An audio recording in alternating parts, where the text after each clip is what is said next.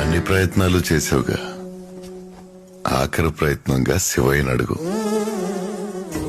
మనసారా అడిగితే కాదనుడులే భోలా శంకరుడు.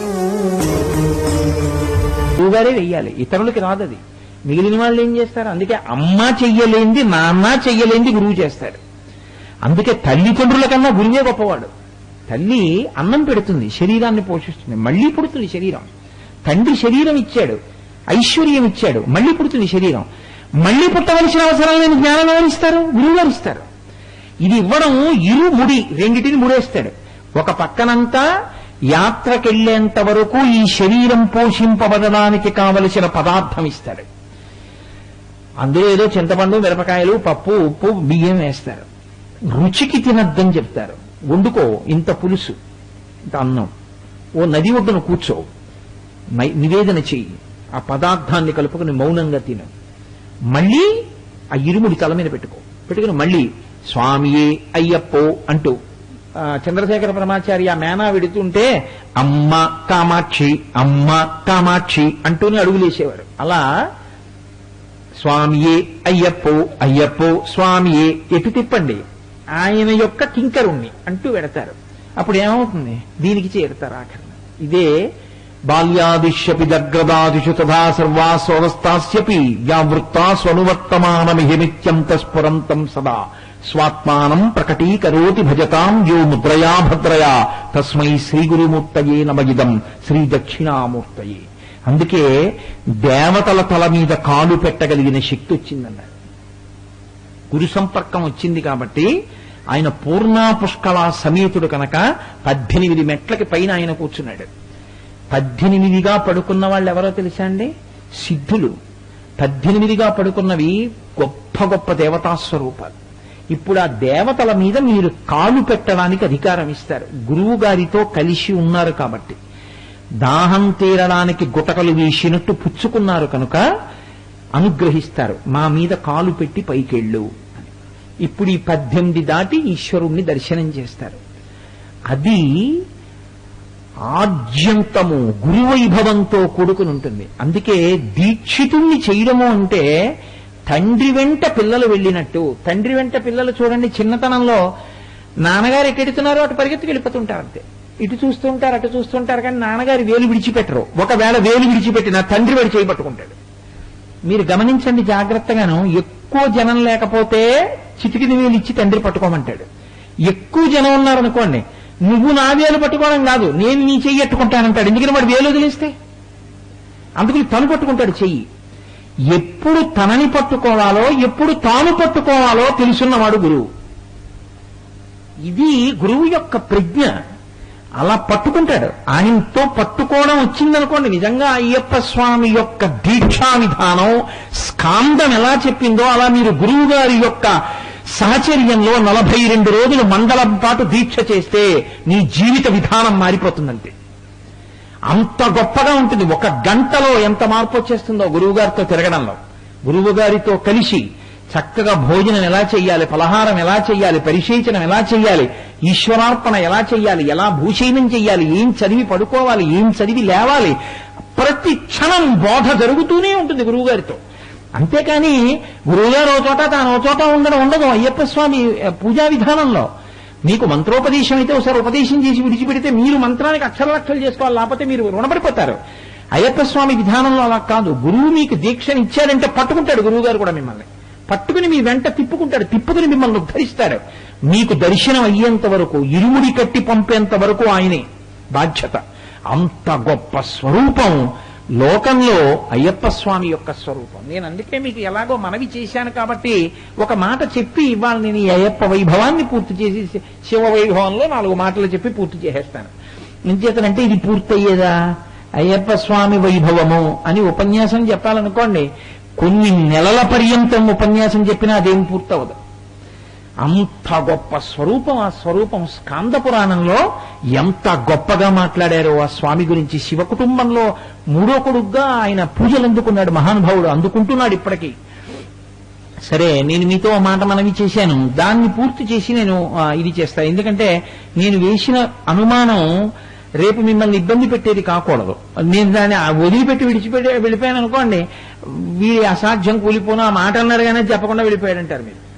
ఎదురుగుండా ఉన్నది అయ్యప్ప స్వామి దేవాలయం. నేను మీతో ఏం మనవి చేశాను, ఇద్దరు మగవాళ్ళకి కొడుకు ఎలా పుడతాడు అన్నది తెలియనప్పుడు మీరు అసలు అక్కడ ఎలా నిలబడతారు అని అడిగాను. అనుమానంతో మీరెలా నిలబడతారండి? సంశయాత్మ వినశ్యతి. సంశయం ఉన్న చోట నాశనమే తప్ప సంశయం ఉన్న చోట ధృతి కలగదు, పట్టుదల నిలబడదు. సంశయం పోవాలి. ఇద్దరికి ఎలా పుట్టాడు మగవాళ్ళకి అన్నది మీకు తేలాలి. తేలితేనే మీరు నమ్ముతారు. దీనికి మహానుభావుడు జగద్గురువులు కనుక శంకర భగవత్పాదులు ఈ రహస్యాన్ని సౌందర్యలహరిలో చెప్పారు. అందులో ఆయన అన్నారు, హరిస్వామారాధ్య ప్రణత జన సౌభాగ్య జననీ పురాణారీ భూత్వా పురరతిమపి క్షోభమనయత్ స్మరోపిత్వా నత్వా రతినయనలేహ్యేన వపుషా మునీనామప్యంత ప్రభవతి మోహాయ మహతాం అన్నారు. అమ్మా, ఎంత గొప్ప శక్తి ఉన్నదానివమ్మా. ఈ శ్లోకాన్ని మీరు కాని పట్టుకోగలిగితే అసలు అయ్యప్ప వైభవం ఏమిటో మీకు అర్థమవుతుంది. అందుకని ఆయన ఆర్యన్ అయ్యాడు. హరిస్త్వాం ఆరాధ్య, హరి అంటే విష్ణువు, త్వాం నిన్ను, ఆరాధ్య సేవించి. విష్ణువు అమ్మవారిని సేవించారు. ఎక్కడ సేవించారు? ఈ రహస్యం మళ్ళీ శ్రీ సూక్తంలోకి ఎడుతుంది. తాం పద్మినీం శరణమహం ప్రపద్యే అలక్ష్మీర్మేనస్యతాం త్వాం వృణే అని. ఈం బీజాక్షరం. అమ్మవారిని ఉపాసించవలసిన అవసరం విష్ణువుకి ఎందుకు వచ్చింది? విష్ణువే అమ్మవారని చెప్పాగా.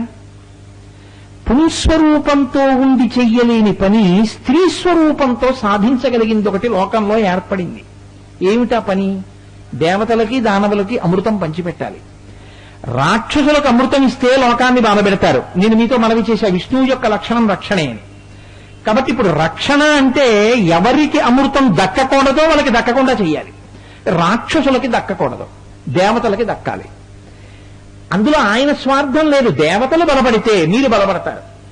దేవతలు మంచివాళ్ళు ఎక్కువ మంది అయితే మీరు సంతోషిస్తారు. చెడ్డవాళ్ళు ఎక్కువైపోతే లోకం పాడైపోతుంది. మీకు బాధాకరం కదా అది. అందుకని రాక్షసులకు ఇవ్వకూడదు, దేవతలకు ఇవ్వాలి. దేవతలకు ఇవ్వాలి అంటే, రాక్షసులకి ఇవ్వకుండా ఉండాలి అంటే దేవతలకి పోస్తున్నాడు, మనకి పొయ్యట్లేదన్న విషయాన్ని వాళ్ళు గ్రహించకుండా చెయ్యగలిగినంత ప్రజ్ఞతో కూడిన ఒక రూపం కావాలి. రాక్షసుల లక్షణం ఏమిటి? దుష్ట లక్షణం. ఏమిటో లక్షణం? అందమైన ఆడది కనబడితే మనకు అమృతం పోయట్లేదురా అని చూడరు వాళ్ళు. పోసేస్తే తాగి లేచిపోవాలేమో, తర్వాత పోసేంత వరకు కూర్చొని ఆవిడని అలా చూస్తుందాం అంటారు. అది వాళ్ళ దుష్ట లక్షణం. అది మోహిని అవతారంలో ఉన్న గొప్పతనం అది. కాబట్టి ఇప్పుడు ఆయన ఎంత సౌందర్యంతో రావాలంటే, లోకంలో సౌందర్యం అందం అంటే ఒక్కరికే ఉంది అందం.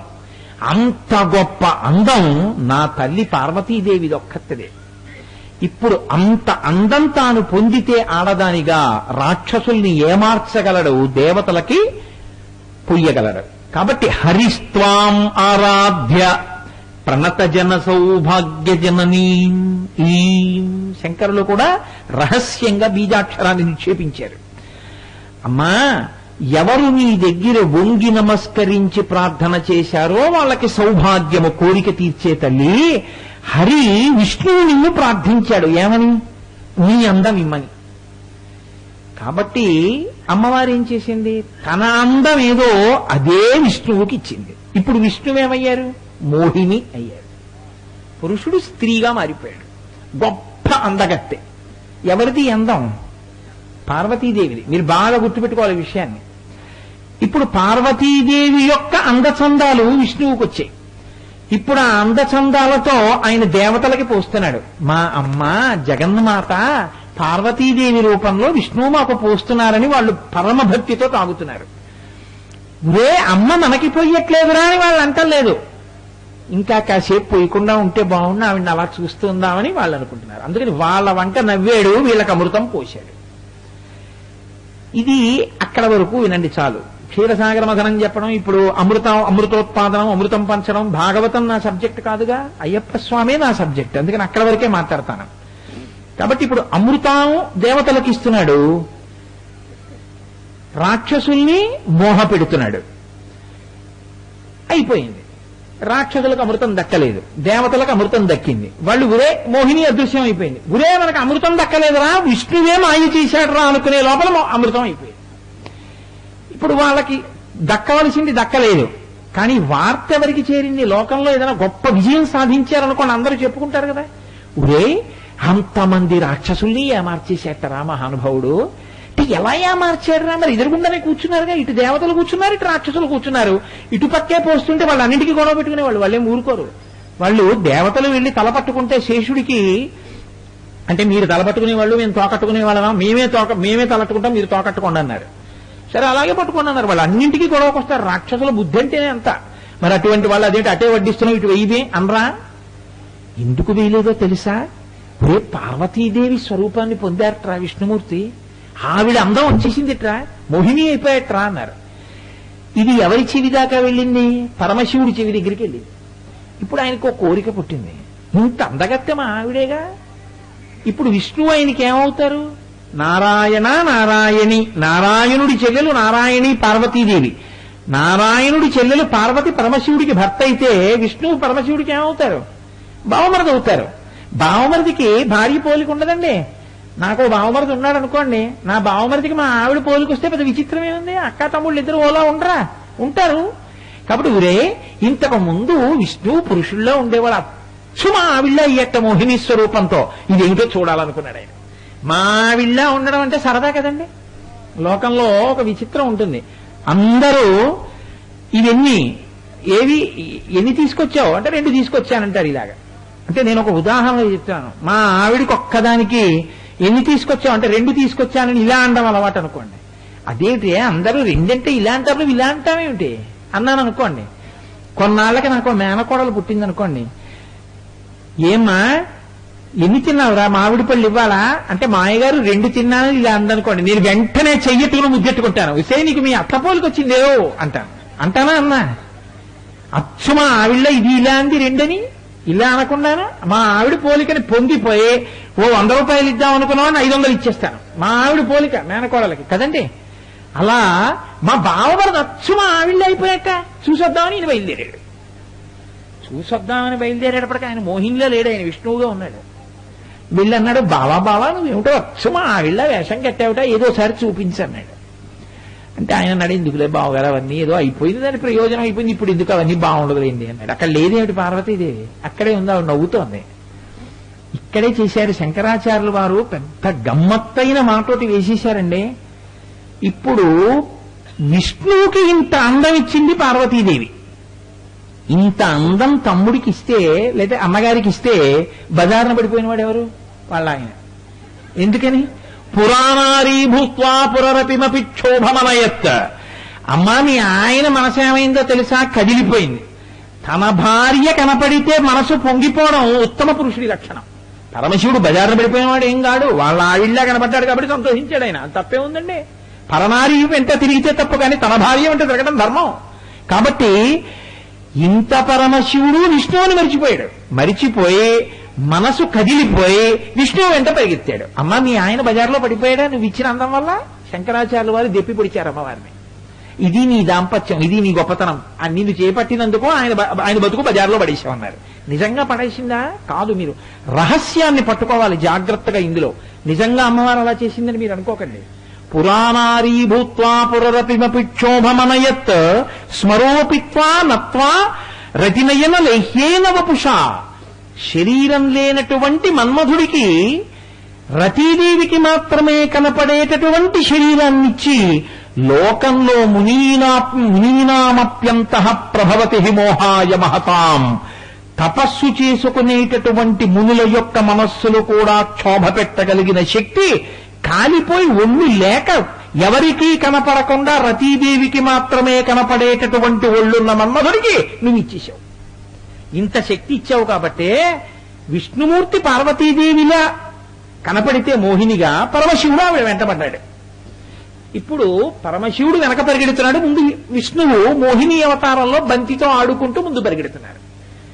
భార్యాభావనతో వెనక పరిగెత్తడంలో, తన భార్య అందచందాలే చూస్తున్నానన్న సంతోషంలో పరిగెత్తడంలో పరమశివుడి యొక్క రేతస్సు స్ఖలనమైంది. ఇప్పుడు విష్ణువుని ఆడదానిగా తన భార్యగా చూసి పరమశివుడు పరిగెత్తడం వల్ల వాళ్ళిద్దరికీ కలిపి ఓ కొడుకు పుట్టాడు. ఎవరైనా ఆయనే ఆర్యన్ అయ్యప్ప స్వామి. అంటే ఇప్పుడు అమ్మవారు ఏం చేస్తోంది? అమ్మవారు వీళ్ళిద్దరికీ కొడుకు పుట్టడాన్ని ప్రధానంగా తీసుకుంది. తన అన్నగారికి తన భర్తకి కలిపి ఓ కొడుకు పుట్టాలి.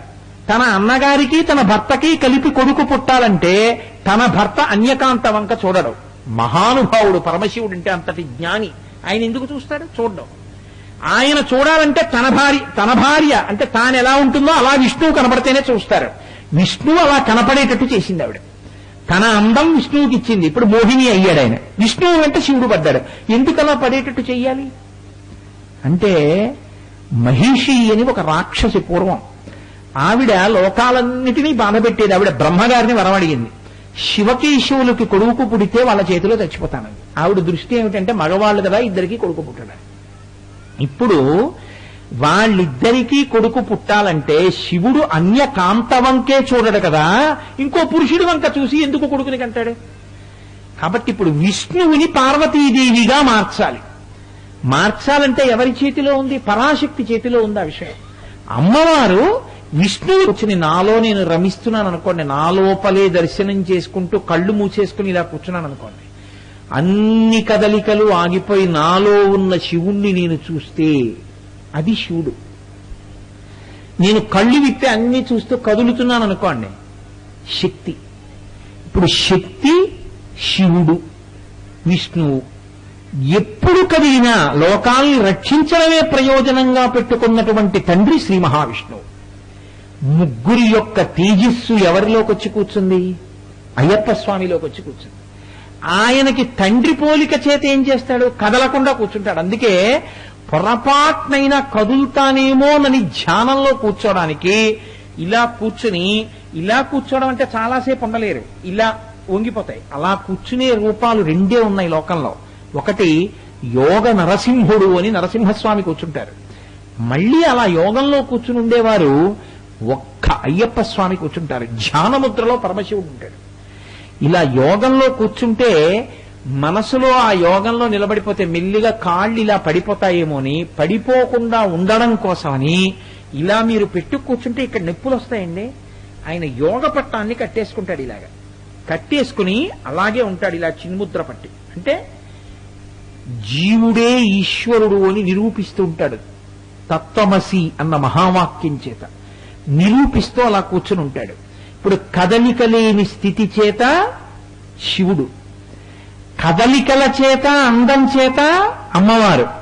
తాను కదిలి మహిషిని సంహరించి లోకాన్ని రక్షించడంలో పూర్ణంగా పుష్కలంగా తన దగ్గర పెట్టుకుని తను ఇలా కూర్చున్నా మీ కోరిక తెలుసుకుని మీకు అనుగ్రహిస్తుండడంలో కదలికల యందు శక్తి.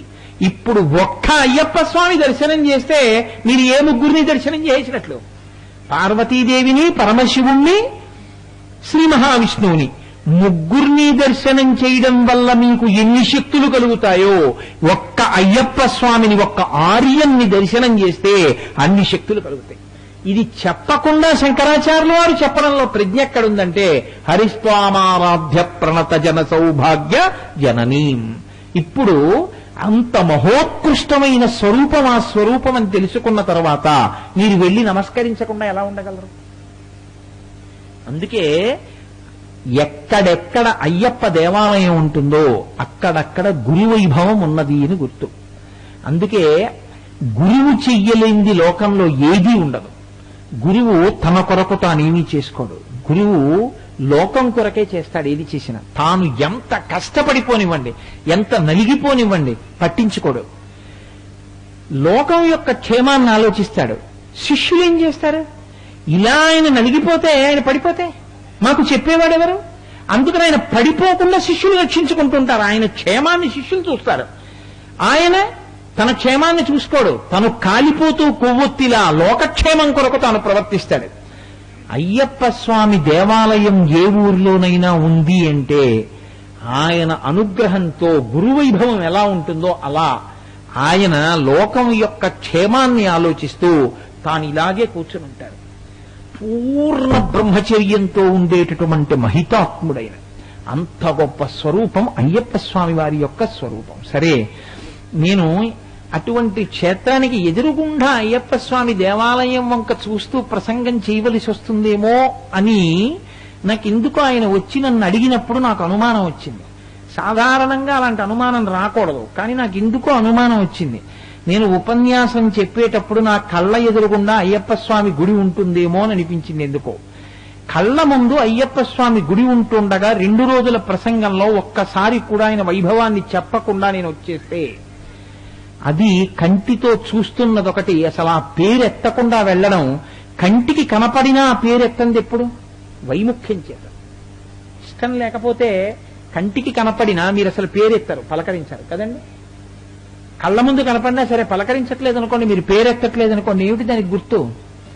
అంటే కనీసం పేరు కూడా ఎత్తలేదండి, నా కళ్ళ ముందు కనపడినా నా పేరెత్తి పన్నెత్తి పలకరించలేదంటారు. అది వైముఖ్యానికి గుర్తు. నేను ఆయన కింకరుణ్ణి, నాకు ఆయన అంటే ఎంతో భక్తి. నాకు కళ్ళ ముందు ఆయన కనపడుతుంటే, ఆయన దేవాలయం కనపడుతుంటే నేను చెప్పకుండా వెళ్ళిపోవడం నాకు ఎలా కుదురుతుంది? అందుకే ముందే ఆయన నా చేత ఎందుకు పలికించారో, వారు నా దగ్గరికి వచ్చి 2 రోజులు ఉపన్యాసం చెప్పమంటే మొదటి రోజు గజేంద్ర మోక్షణం చెప్పండి అన్నారు. 2వ రోజు ఆయన అడగకుండానే నేను ఆపన్నాను. మీరు మొదటి రోజు తల్లి గురించి అడిగారు, 2వ రోజు నేను అయ్యప్ప గురించి చెప్పి శివుడి గురించి చెప్తాను. ఎందుకో నాకు అనుమానం వచ్చిన నా కళ్ళ ముందు గుడి ఉంటుందేమో అని. అదే యథార్థం. అందుకని ఇవాళ నా మనసు తృప్తిగా ఉంది. నేను అయ్యప్ప స్వామి వారి గురించి 4 మాటలు మనవి చేసుకున్నాను. కాబట్టి ఇవాళ పౌర్ణమి, చాలా గొప్ప తిథి, అమ్మవారు పరిపూర్ణమైనటువంటి కళ్ళతో వెలిగేటటువంటి రోజు. కాబట్టి నేను ఆ శివస్వరూపం గురించి, ఇప్పటికే 8:30 అయిపోయింది, అయినా నేను ఆ శివస్వరూపం గురించి ఒక 4 మాటలు మనవి చేసి నా ఉపన్యాసాలని పూర్తి చేసేస్తాను. శివుడికి శివ అని పేరు. శివ అంటే యథార్థమునకు నామవాచకం కాదు, అంటే అదొక పేరు అని మీరు అనుకోవద్దు. శివ అంటే అర్థం ఏమిటంటే ఎప్పుడూ ఏది చేస్తూ ఉంటాడో దాన్ని బట్టి ఆయనకి ఆ పేరు వచ్చింది. మీరు లోకంలో చూడండి, కొంతమందికి ఆయన చేసేటటువంటి పనితోటి ఆయన పేరు పలకబడుతూ ఉంటుంది. ఇప్పుడు మా గోపాలకృష్ణ గారు ఉన్నారు, మా గోపాలకృష్ణ గారిని చాలా మంది మేస్టార్ అంటుంటారు. మా అబ్బాయి మేస్టార్ అంటారు, మా ఆవిడ మేస్టార్ అంటారు, చాలా మంది ఆయన మేస్టార్ అంటారు. ఏమిటి మేస్టార్ అని నేను ఒకసారి అడిగాను, ఆయన ఎందుకు ఆయన మేస్టార్ అంటారని అడిగాను. అడిగితే ఆయన ఒకప్పుడు లెక్చరర్ గా చేశారు, ఆయన రిటైర్ అయిపోయి చాలా కాలం అయింది. అయినా ఆయన పేరు ఇప్పటికీ చాలా మంది ఆయన మేస్టార్ అనే అంటారు. చేసినటువంటి ఉద్యోగాన్ని బట్టి ఇప్పటికీ మేస్టార్ అని పిలిచినట్టే లోకంలో చేసే పనిని బట్టి అది పేరైపోయిన వాళ్ళు ఉంటారు. ఎప్పుడూ ఆయన ఏం చేస్తూ ఉంటాడు? ఎప్పుడూ మంగళమే చేస్తాడు. మంగళం అంటే శుభం. ఎప్పుడూ శుభం తప్ప అశుభం చెయ్యడం ఎవరికి చేత కాదో, ఎవడు ఎన్నడూ అశుభాన్ని చెయ్యడో వాడికి శివుడని పేరు. ఇది గమ్మత్. అంటే శివుడు ఎప్పుడైనా అశుభం చేస్తాడా? అసలు ఆ మాట ఆయన దగ్గర లేదు. ఎందుకు లేదో తెలుసా అండి? కాళిదాసు దీన్ని పట్టుకున్నాడు. పట్టుకుని ఆయన చెప్పాడు, ఎందుకు చెయ్యడో తెలుసా అశుభాన్ని? తండ్రి కనుక. వాగర్ధావివ సంపృక్తవు వాగర్ధ ప్రతిపత్తయే జగత పితరౌ వందే పార్వతీ పరమేశ్వరవు. తండ్రి కొడుకుని కొడతాడు. కొడుకుని కొట్టేటప్పుడు ఎలా కొడతాడు? ఎలా పడితే అలా కొట్టాడు. గోబ మీద తగిలేటట్టును కంటి మీద తగిలేటట్టు కొట్టాడు. బాగా చూసి చూసి చూసి చూసి కొడతాడు. ఎందుకంతలా చూసి కొట్టడం అంటే ప్రమాదం కొడుక్కి రాకూడదు, కొడుకు మంచి మార్గంలోకి రావాలి, అందుకే కొడతాడు అంతే.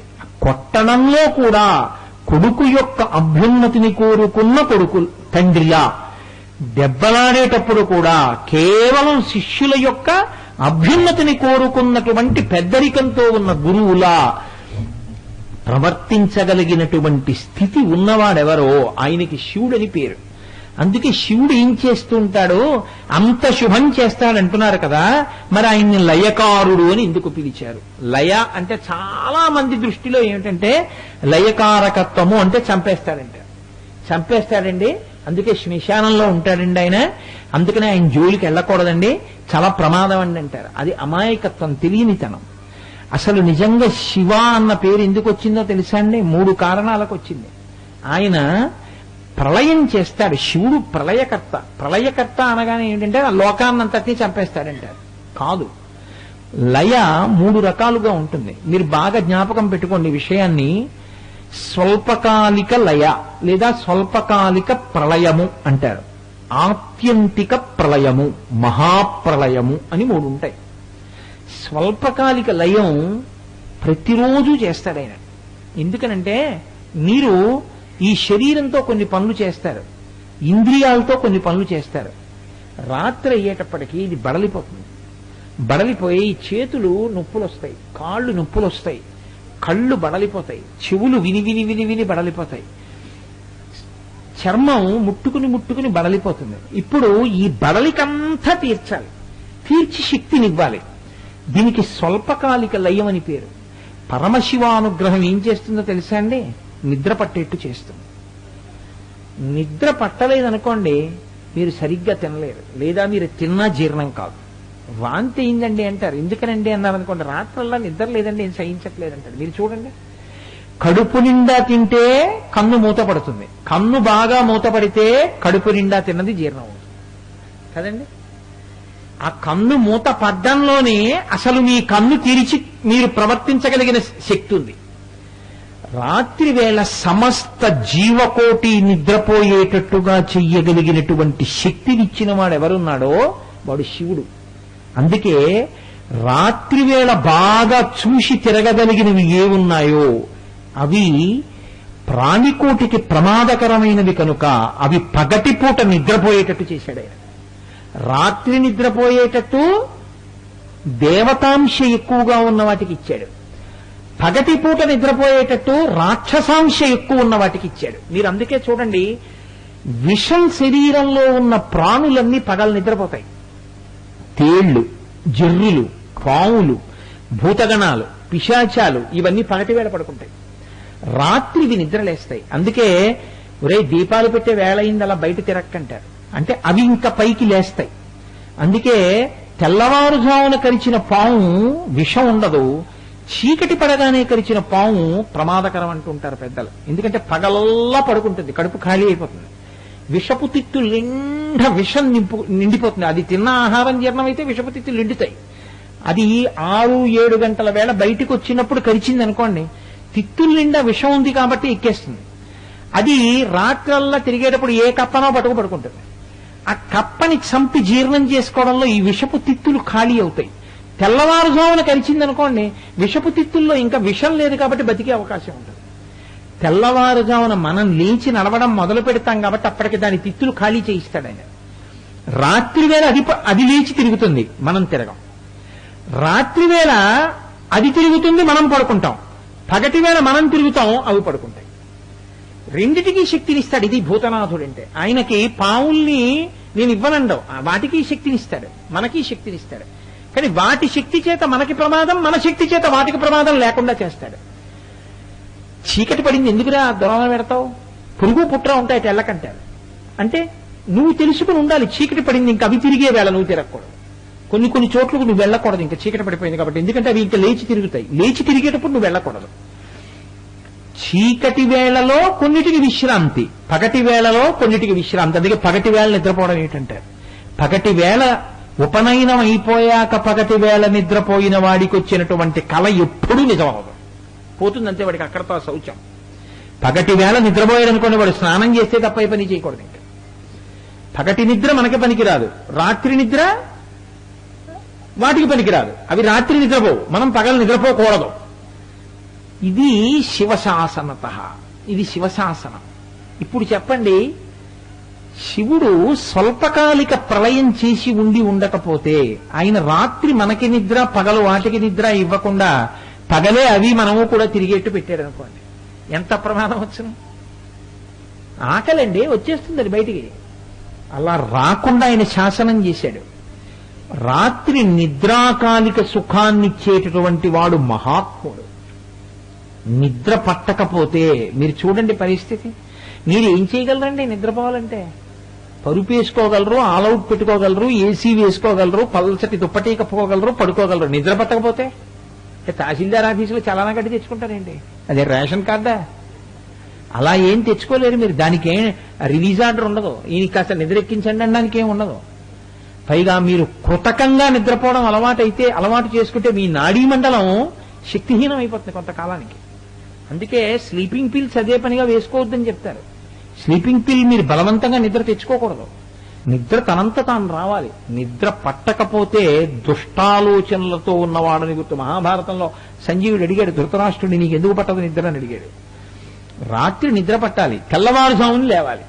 అందుకే పూర్వం 6:30 ఇప్పటికీ కొన్ని మన గోపాలకృష్ణ గారు నాతో ప్రస్తావన చేశారు. ఏదో ఊరు నేను మర్చిపోయాను కానీ దుర్మేధాహ.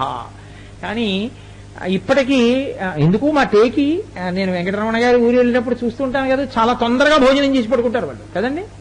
చాలా మంచి అలవాటు అది. అదేం దోషమేం కాదు అది. తెల్లవారుజామున లేవడం 4 గంటలకి చాలా మంచి అలవాటు. తొందరగా పడుకోవడం చాలా మంచి అలవాటు. రాత్రివేళ జీర్ణ వ్యవస్థ బలహీనంగా ఉంటుంది కాబట్టి ఎక్కువ సమయాన్ని ఇవ్వాలి జీర్ణం చేసుకోవడానికి. అందులో తొందరగా తిని పడుకునేవారు. 11ంటికి తిని పడుకుంటానంటే మళ్ళీ 3ంటికి లేస్తానంటే కడుపులో తిప్పుతుంది. నీ మొహం ఏమిటి చేస్తావు సంధ్యావందనం, గాయత్రి చేస్తున్నానని పేరు పడు శుభ్రంగా తూలిపోతూ ఉంటాడు. అదంతా ధ్యానావస్థ అని అబద్ధాలు చెప్పకూడదు. రాత్రి సరిగ్గా పడుకోవాలి గుర్తు దానికి. కాబట్టి స్వల్పకాలిక లయము అంటే మీ మీద మీకు స్పృహ లేకుండా హాయిగా సుఖంగా మీరు నిద్రపోయేటట్టు చేసి ఆ నిద్రలో బడలిపోయిన మీ ఇంద్రియాలకన్నిటికీ మళ్ళీ శక్తినిచ్చేవాడెవరో వాడు శివుడు. అటువంటి శివుణ్ణి తిట్టడం ఏమిటంటే ఆయన అర్థం ఉందా? అది ఆయన మంగళత్వం అంటే. కాబట్టి స్వల్పకాలిక లయం చేస్తాడు ఆయన. ఇది మొదటి లయం. రెండవది ఆత్యంతిక ప్రళయము. ఇది స్వల్పకాలిక ప్రళయం అంటారు. రెండవది ఆత్యంతిక ప్రళయం అంటారు. ఆత్యంతిక ప్రళయం అంటే ఇదే నేనని అజ్ఞానంలో ఉంటాడు. ఆయన జ్ఞానం ఇస్తాడు. ఆయన జ్ఞానం ఇచ్చాడనుకోండి, జ్ఞానదాత మహేశ్వర. ఇది నేను కాదురా, లోపల తెలుసుకుంటున్నది ఏది ఉందో ఆ ఆత్మ నేను. ఆత్మచేత ఇది ధరింపబడింది. ఈ లాల్చీని నేను తొడుక్కున్నట్టే ఆత్మ దీన్ని తొడుక్కుంది. ఇంతకు పూర్వం కూడా ఎన్నో శరీరాలు తొడుక్కుంది.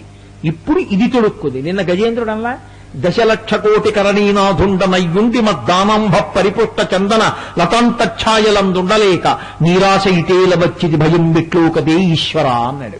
10,00,00,000 మంది భార్యలంటే దాని అర్థం ఏమిటంటే, ఇవ్వాలంటే ఈ శరీరంలో ఉన్నాను, దీనికో భార్య ఉంది. ఇంతకు పూర్వం కూడా ఓ శరీరంలో ఉన్నానుగా, అప్పుడో భార్య ఉంది. అంతకుముందో శరీరంలో ఉన్నాను, దానికో భార్య ఉంది. ఇలా జీవుడు ఎన్ని కోట్ల జన్మలెత్తాడో, ఎంతమంది భార్యలో, 10,00,00,000 మంది భార్యలంటే అన్ని జన్మలెత్తాడు ఈ జీవుడు. అయినా ఈ ప్రయాణం ఆగట్లేదే. నేనెవరో నేను తెలుసుకుంటే ఆ ప్రయాణం ఆగిపోతుందంటే. ఇది తెలుసుకున్నారనుకోండి ఈ ప్రయాణం ఆగిపోతుంది. అది విచిత్రం. ఇది తెలుసుకోవడం మీరు శివుడైపోవడం. మీకు ఈ జ్ఞానాన్ని ఇచ్చేటటువంటి వాడు పరమేశ్వరుడు. ఆ జ్ఞానం వచ్చిందనుకోండి ఇక మళ్ళీ పుట్టడం. అందుకే పరమశివుడు ఒక్కడే యమధర్మరాజు గారి యొక్క వక్షస్థలం మీద తంతాడు, మన్మధుణ్ణి కాల్చేస్తాడు. ఇది ఇంకొకరు చెయ్యరు, శివుడు చేస్తాడు. ఎందుకో తెలుసా అండి, మీరు అందులో ఉన్న వేద ప్రతిపాదితమైన రహస్యాన్ని చూడాలి. వక్షస్థాననమంతకస్య కఠినాపస్మార సంవర్ధనం భృభృత్పర్యటనం నమత్సురసిర కోటీర సంఘర్షణం కర్ణేదం మృజలస్య తావక పదద్వంద్వస్య గౌరీపతే మచ్చేతో మడిపాదుకా విహరణం శంభో సదాంగీకురు అంటారు శివానంద లహరిలో శంకరాచార్యుల వారు. యముడి యొక్క వక్షస్థలం మీద తన్నాడు. చంపేవాడిని చంపేశాడు, పుట్టించేవాడిని కాల్చేశాడు. అమ్మగారు నాన్నగారి మీద మన్మథబాణం పడితే మనం పుడతాం. యమధర్మరాజు గారి యొక్క పాశం మీద పడితే మన శరీరం పడిపోతుంది. ఇప్పుడు ఆయన మన్మధుణ్ణి కాల్చాడు, యముణ్ణి చంపాడు. ఇప్పుడు ఆయన పాదాలు మీరు పట్టుకుంటే ఇక మన్మథబాణం పడదు, మీరు పుట్టక్కర్లేదు. ఇక మీ శరీరం పడిపోవడం అన్నది ఉండదు, ఇంకా చావక్కర్లేదు. ఇదే చిట్ట చివరి చావు, ఈ శరీరం పడిపోవడం. ఇక మళ్ళీ పుట్టరు కాబట్టి చావడం ఉండదు, చావరు కాబట్టి పుట్టడం ఉండదు. కాబట్టి చావు పుట్టుకలనేటటువంటి చక్రం ఆగిపోవాలంటే పరమశివుడి యొక్క పాదాలు పట్టుకోవాలి. ఆయన ఏం చేస్తాడు? జ్ఞానం ఇస్తాడు. లోపలున్నది నేనన్న ఎరుకనిస్తాడు. ఈ ఎరుక ఆయన ఇచ్చారనుకోండి, అది తెలిసిందనుకోండి, ఈ లాల్చీ నేను ఇంటికి వెళ్ళి చెమట పట్టిందని విప్ప అవతల పారేస్తాను, గుమ్మిలో పారేసి పడుకుంటాను. ఇంకో బట్ట వీలైతే స్నానం చేసేసి మరీ అర్ధరాత్రి వేళ అయితే చేయకూడదు కాబట్టి ఒళ్ళు కడుక్కుని పడుకుంటాను. అంతేగాని అయ్యో లాల్చీ వేసుకునే అయ్యప్ప స్వామి గురించి చెప్పాను, బొత్తిగా ఈ లాల్చీ ఇలా పడేయడమా అని మళ్ళీ చెమట లాల్చీతో పడుకుంటానా? ఆ లాల్చీ విప్పి అవతల పారేస్తానంతే. ఎందుకని? నేను లాల్చీ కాదు. అలాగే నేను శరీరం కాదు. మీకు తెలిసిందనుకోండి, మీరెవరో మీకు తెలిస్తే ఇంక దీని మీద వ్యామోహమే ఉంది, ఉండదు. ఈ ఎరుక మీకు ఇచ్చేవాడు శివుడు. అది మీకు తెలిసిందనుకోండి, మీరు మోక్షం పొందుతారు. ఎవరు తెలుసుకున్నాడో, ఎవరికి వచ్చిందో ఆ జ్ఞానం, వాడు మోక్షం పొందుతాడు. అంటే అలాంటి వాడు ఒకడు మోక్షం పొందుతాడు. అందరూ పొందరు.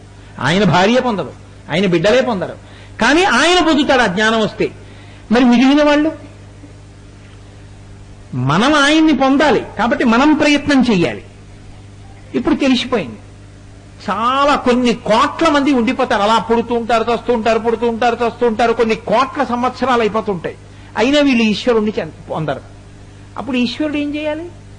ఆయన ఏం చేస్తాడంటే, వీడు నన్ను ఎలాగో పొందలేడు, నేనే వీడిని పొందేస్తానంటాడు. ఇప్పుడు ఏమైంది? రెండూ ఒకటే కదండి. పాలలో తేనె కలిపినా, తేనెలో పాల కలిపినా ఒకటేనా? కానీ మీకు అవకాశం ఇచ్చాడు పొందమని, మీరు పొందలేదు. ఇప్పుడు ఆయన ఏం చేస్తాడు? ఆయన మిమ్మల్ని పొందేస్తాడు. తను ఆయన్ని పొందడం ఒక్కడు, ఆయన మిమ్మల్ని పొందడం కోట్ల మందిని ఆయన పొందుతాడు. ఎలా పొందుతాడు? ఏం మీకు అనుమానం ఎందుకు? నల్లపూసలు బోల్డ్ అని అక్కడ పోసి ఉన్నాయనుకోండి, నేను మైదం ముద్ద పట్టుకొచ్చి ఇలా అన్నాను అనుకోండి, ఏమవుతాయి? ఆ నల్లపూసలన్నీ మైనం ముద్ద కట్టుకుపోతాయి. తనని పొందలేక పుట్టి చచ్చి జనన మరణ చక్రంలో తిరుగుతున్న వాళ్ళని తనలోకి కలిపేసుకుని అన్నిటినీ తనలోకి పెట్టేసుకోవడమే విభూతి. ఒంటి నిండా రాసుకోవడం. పరమశివుడు విభూతి రాసుకుంటాడంటే విభూతి కణము ఐశ్వర్యము. సమస్త జీవులు ఆయన శరీరాన్ని పట్టుకుని ఉంటారు. అందుకే అగ్నిముఖంబు పరాపరాత్మకమాత్మ కాలంబు గతి రత్నగర్భ పదము శ్వశనంబు నీ ఊర్పు రసన జలేషుండు దిశల కర్ణంబులు దివము నాభి సూర్యుండు కన్నులు శుక్లంబు సలిలంబు జఠరంబు జలదులు చెదలు శరము సర్వౌషధులు రోమచయము శల్యము లద్దులు మానసమృతకరుండు ఛందములు ధాతువులు ధర్మసమితి హృదయము హాస్య పంచకముపనిషదాహ్వయంబు అయిన నీరూపు సదసత్వమై శివాత్వమై సకల జ్యోతి అయి వెలుగుచుండు అజ్జమొగుచు అంటారు పోతన గారు భాగవతంలో. కాబట్టి అటువంటి శివస్వరూపం మహోపకారాన్ని చేస్తూ ఉంటుంది. అటువంటి ఉపకారం చేసేటటువంటి మంగళప్రదుడు ఎవడున్నాడో ఆయనకి శివ అని పేరు. ఆయన జ్ఞానం ఇస్తాడు. 3 రకాల లయాన్ని లోకానికి చేస్తూ ఉంటాడు. అంతటి మహానుభావుడైనటువంటి శివుడికి ఉండే లక్షణం ఏదుందో అదే లక్షణం అయ్యప్ప స్వామి యందు తండ్రి యొక్క లక్షణంగా ప్రకాశిస్తుంది. ఆయన జీవన వ్యాపారాన్ని నడుపుతాడు. ఇక్కడ నేను మీతో ఒక మాట మనవి చేయవలసి ఉంటుంది. సాధారణంగా లోకంలో ఉండే లక్షణం ఏమిటంటే తెలిసి తెలియనితనం అని ఒకటి ఉంటుంది. తెలిసి తెలియనితనం అంటే ఎలా ఉంటుందంటే, నేను ఒక గవర్నమెంట్ ఆఫీసులో పనిచేస్తున్నాను అంటే, ఉదాహరణ అనుకోకండి, నిజంగానే పనిచేస్తున్నాను. నేను ఒక గవర్నమెంట్ ఆఫీసులో పనిచేస్తున్నాను కదా అని గవర్నమెంట్ ఆఫ్ ఇండియా అని ఇంకో బోర్డు ఉన్న చోట అది గవర్నమెంట్ ఆఫీసే కదండి, ఇవాళ అందులో పనిచేస్తానంటే ఒప్పుకోరు. నాకు ఎందులో ఉద్యోగం ఇచ్చారో అందులో పనిచేయాలి. కానీ కొన్ని ఉద్యోగాలు ఉంటాయి, వాళ్ళు ఏమిటో తెలుసా, ఏ ఆఫీస్కైనా వెళ్ళి చూడొచ్చు. అలా వెళ్ళి చూడగలిగిన ఆఫీస్ ఉద్యోగానికి పక్కన ఇంకో పేరు కూడా ఉంటుంది, కలెక్టర్ అండ్ మెజిస్ట్రేట్. ఇప్పుడు కలెక్టర్ గారు కలెక్టర్ ఆఫీస్లోనే పనిచేయక్కర్లేదు, ఇరిగేషన్ డిపార్ట్మెంట్ ఆఫీస్కి వెళ్ళి చూడొచ్చు. లేకపోతే రైల్వే స్టేషన్కి వెళ్ళి ఇక్కడ అన్ని సదుపాయాలు ఉన్నాయా లేదా చూడొచ్చు. గవర్నమెంట్ హాస్పిటల్కి వెళ్ళి ఇక్కడ రోగులకి అన్ని అందుతున్నాయా లేదా చూడొచ్చు. కలెక్టర్ గారు మీరు ఇక్కడికి ఎందుకంటే కలెక్టర్ ఆఫీస్లో ఉండాలి కానీ అనకూడదు. నేను ఇన్కమ్ ట్యాక్స్ ఆఫీస్కి వెళ్ళి ఉద్యోగం చేస్తానని అనుకోండి, నీ మోహన్ నీకు ఫుడ్ కార్పొరేషన్లో ఉద్యోగం ఇక్కడికి ఎందుకు వచ్చావు వదలమంటారు.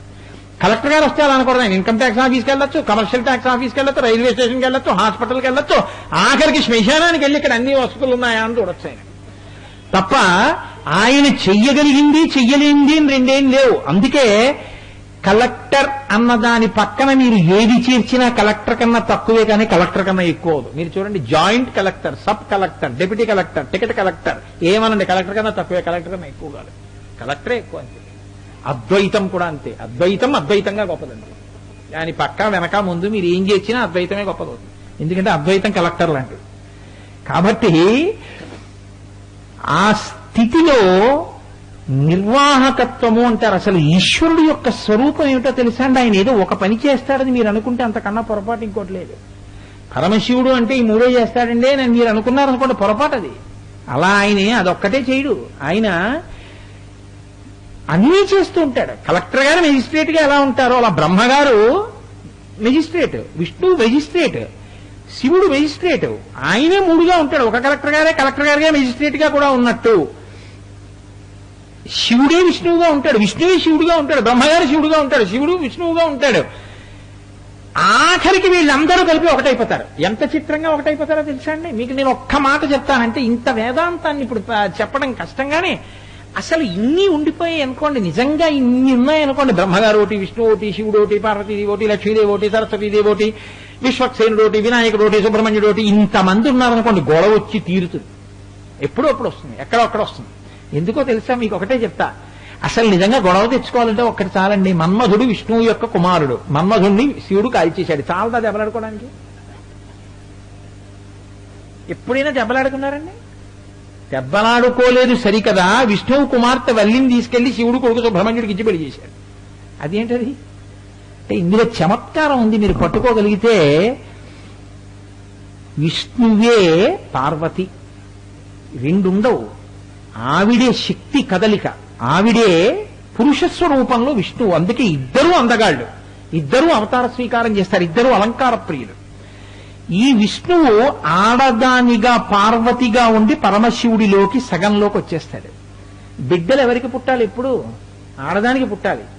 అందుకే విష్ణువు నాభికమలంలోంచి బ్రహ్మగారు పుడతారు, అంటే పార్వతీ నాభికమలంలోంచి బ్రహ్మగారు వస్తారు.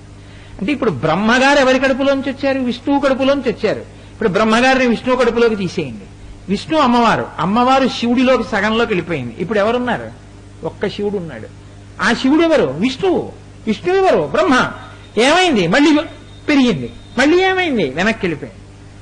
చూడండి, చిన్నప్పుడు ఇలా విప్పితే పెరుగుతుంది, కాగితంతో తయారు చేసేవారు. ఇలా మూసేస్తే మడిచిపోతుంది.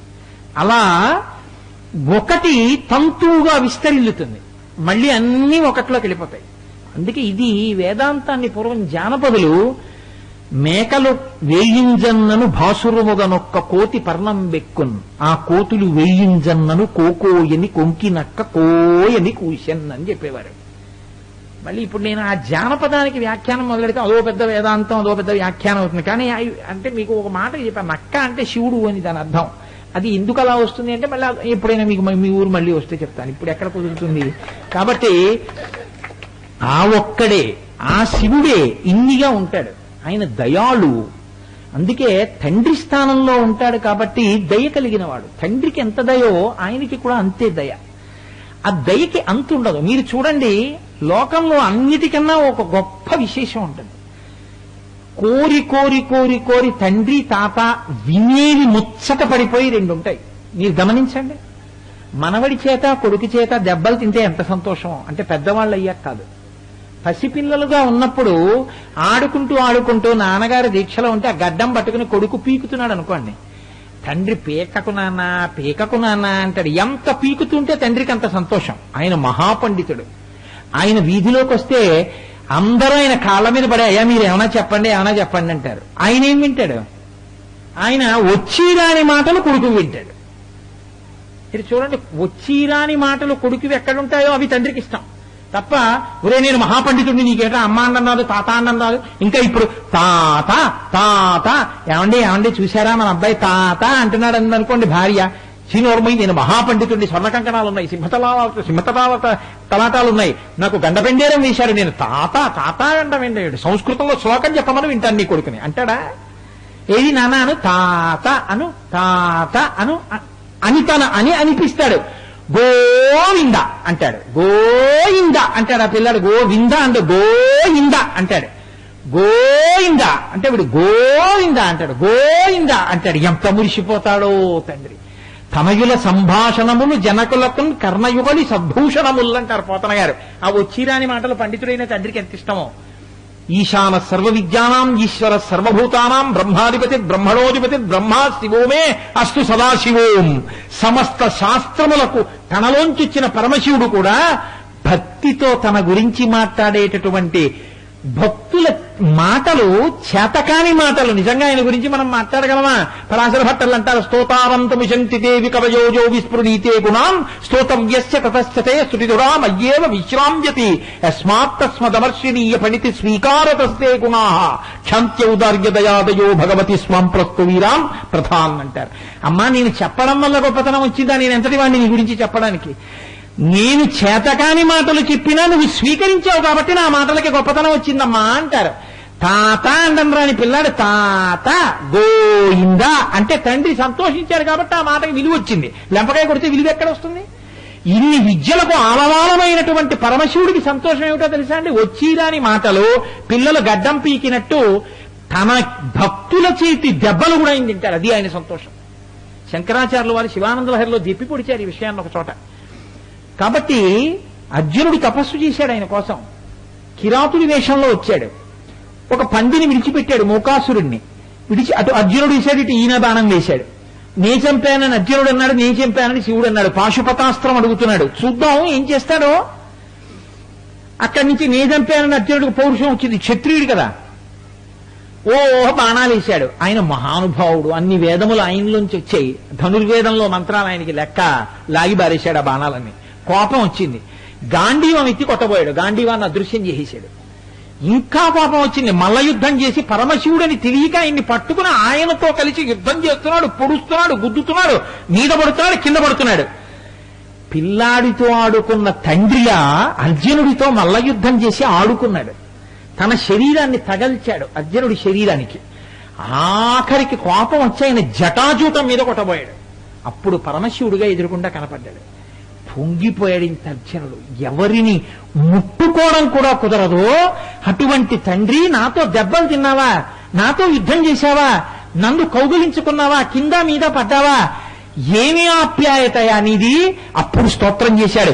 శ్రీకంఠలోకేశ లోకోద్భవస్థాన సంహారహారి మురారి ప్రియా చంద్రధారి మహేంద్రాది బృందారకానంద సందోహ సంధాయి పుణ్యస్వరూపా విరూపాక్ష దక్షాధ్వరధ్వం చకాదేవ నీదైన తత్వంబు భావించి బుద్ధి ప్రదానంబు కర్మంబు విజ్ఞాన మధ్యాత్మ యోగంబు సర్వక్రియాకారణం వంచు నానా ప్రకారంబులం బుద్ధిమంతులు విచారించుతు నిన్ను భావింతు ఈశాన సర్వేశ్వర సర్వసర్వజ్ఞ సర్వాత్మక నిర్వికార ప్రభావ భవానీ నీవు లోకత్రయీవర్తనంబుల్ మహావాయు ఖాతాగ్ని సోమాక్క తోజంబులం చేసి సంసార చక్రక్రియాజంత్రవాహుండవైతాది దేవాది దేవా మహాదేవా నిత్యంబునత్యంత యోగస్థితి నిర్మల జ్ఞాన దీప ప్రమాజ్వాల విధ్వస్త నిస్సార సంసార మాయాంధకారు జితక్రోధ రాగాది దోషుల్ యతీంద్రుల్ యతత్మల్ భవత్పాద పంకేరుహ జ్ఞాన డిండీర ధారానుభూతించదా తృప్తులైరవ్యయా భవ్యసేవ్యా భవ భర్గ భట్టారక భర్గవాకుత్స నానామునిస్తోత్ర దత్తావధానానాలాతేక్షణ గ్ని భస్మీకృతానంగ భస్మానులిప్తాంగ గంగాధర నీ ప్రసాదంబులం సర్వ నిర్వాణ గంధర్వులం సిద్ధ సాధ్యోరగేంద్ర మహేంద్రాదులం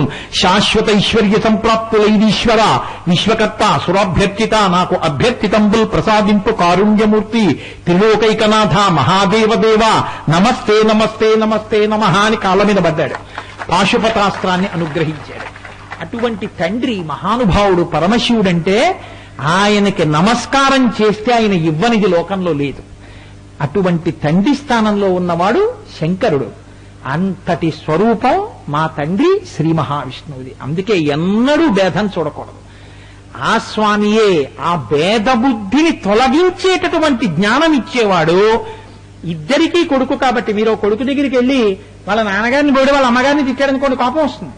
వాళ్ళ అమ్మగారిని పోడి వాళ్ళ నాన్నగారిని తిట్టారనుకోండి కోపం వస్తుంది. విష్ణువుకి శివుడికి కొడుకు అయ్యప్ప స్వామి. అయ్యప్ప స్వామి దగ్గర ముందు రోజు గజేంద్ర మోక్షణం చెప్పి మర్నాడు శివవైభవం చెప్పారనుకోండి, ఆయన ముసిముసి నవ్వులు నవ్వి పొంగిపోతారు.